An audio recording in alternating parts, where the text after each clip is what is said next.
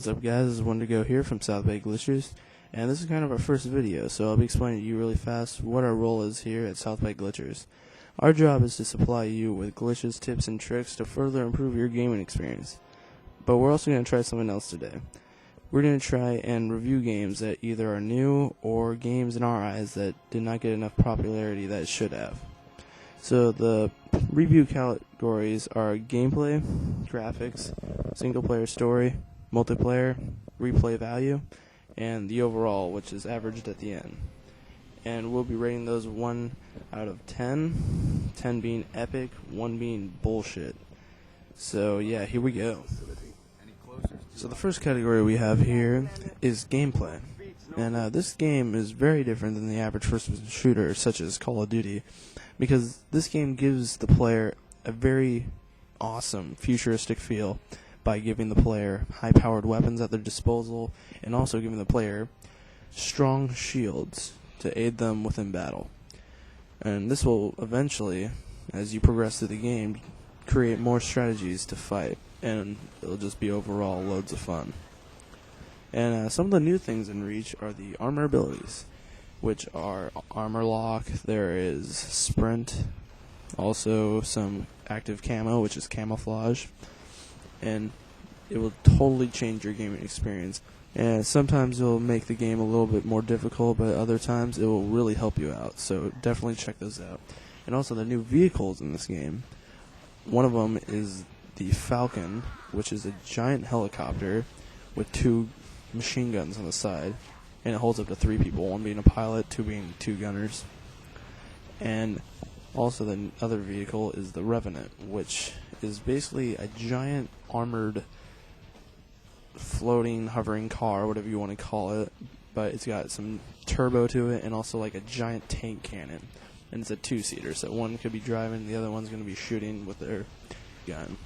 So definitely check those out, and you can see where those are definitely going to help in multiplayer. The next category is graphics, but there isn't a whole lot to talk about. It's a huge upgrade since Halo 3 and ODST, but other than that, there's not a whole lot to talk about. So for gameplay and graphics, we gave it an 8. And now we're on a single-player story.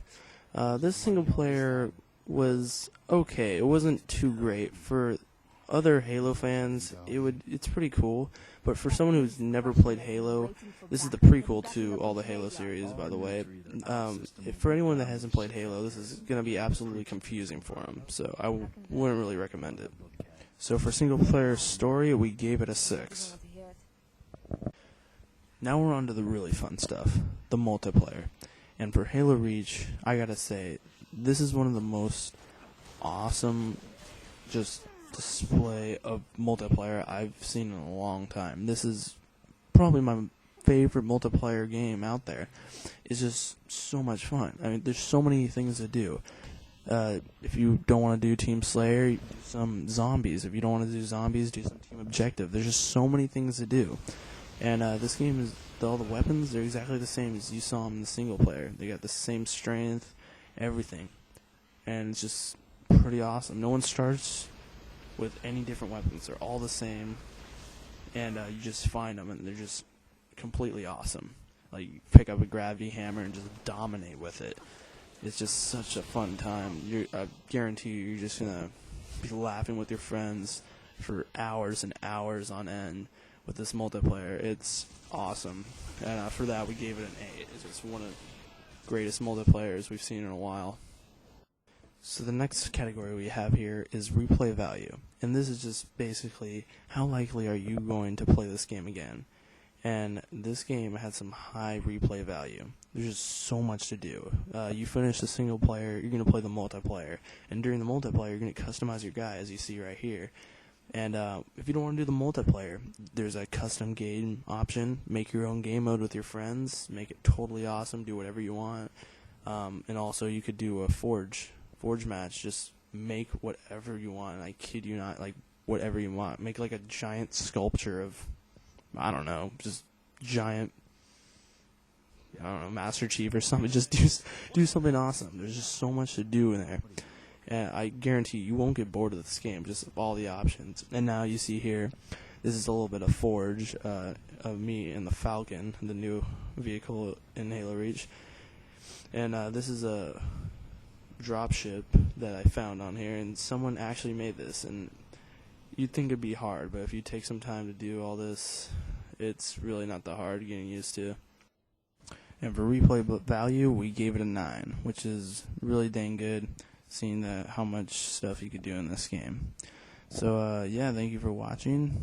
Hope you take the time to favorite, subscribe, and rate the video. It takes a lot of time and effort, and we'll be sending some more out there your way.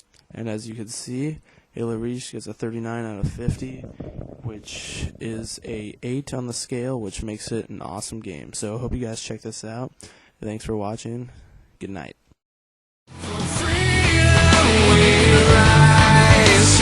Learn to fly, reach the sky, legend will carry you down.